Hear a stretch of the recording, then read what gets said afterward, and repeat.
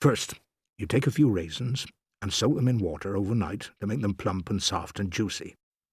Then you get a bit of good stiff horsehair and cut it up into half-inch lengths.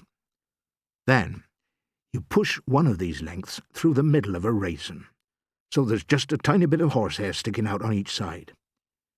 You are now ready to catch a pheasant. If you want to catch more than one, you prepare more raisins. Then, when evening comes, you creep up into the woods, making sure you get there before the pheasants have gone up into the trees to roost. Then you scatter the raisins, and soon along comes a pheasant and gobbles it up. What happens then? Here's what my dad discovered. First of all, the horsehair makes the raisin stick in the pheasant's throat.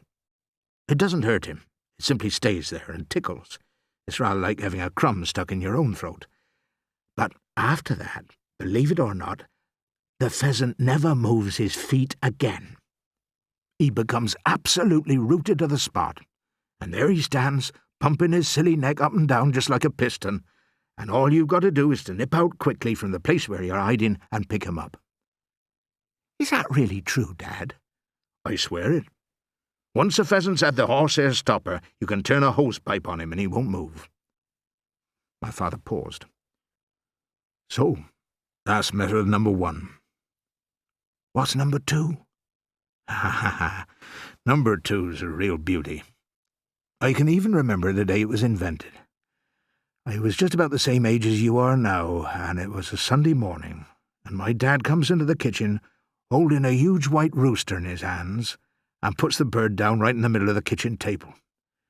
By golly, he says, I got a good one this time. A good what? Mum says, looking up from the sink. Horace, take that filthy bird off my table. The rooster has a funny little paper hat over its head, like an ice cream cone upside down.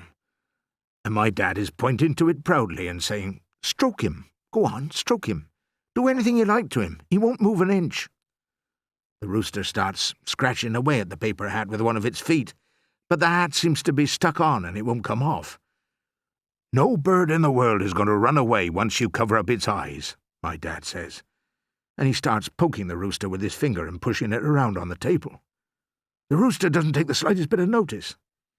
You can have this one, he says to Mum. You can have it and wring its neck and dish it up for dinner as a celebration of what I just invented. And then straightway he takes me by the arm and marches me quickly out of the door, and we go over the fields, and in less than 2 hours we get 5 lovely fat pheasants, with no more trouble than it takes to go out and buy them in the shop. My father paused for breath. But, Dad, how do you get the paper hats over the pheasants' heads? You'd never guess it, Danny. Tell me. Listen carefully. First of all, you dig a little hole in the ground. Then you twist a piece of paper into the shape of a cone, and you fit this into the hole, hollow end up, like a cup. Then you smear the inside of the paper cup with glue and drop in a few raisins. At the same time, you lay a trail of raisins along the ground leading up to it. Now, the old pheasant comes pecking along the trail, and when he gets to the hole, he pops his head inside to gobble up the raisins, and the next thing he knows, he's got a paper hat stuck over his eyes and he can't see a thing. Isn't that a fantastic idea, Danny? My dad called it the sticky hat. Is that the one you used this evening? My father nodded. How many did you get, Dad? Well, he said, looking a bit sheepish, actually I didn't get any. I arrived too late. By the time I got there, they were already going up to roost. That shows you how out of practice I am. Was it fun all the same? Marvellous. Just like the old days.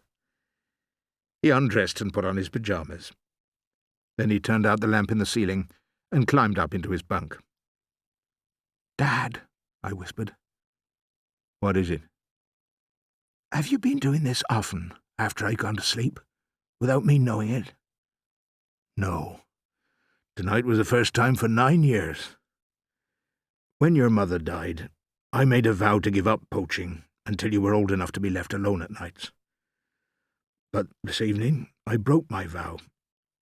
I'm very sorry I did it. If you ever want to go again, I won't mind. Do you mean that? Do you really mean it? Yes, so long as you tell me beforehand. Good boy. And we'll have roast pheasant for supper whenever we want it. And one day, Dad, will you take me with you? Ah, I reckon you're just a bit young to be dodging around up there in the dark. I wouldn't want you to get peppered with buckshot in the backside at your age. Your dad took you at my age? There was a short silence. We'll see how it goes, my father said. Good night, Danny. Go to sleep now. Good night, Dad.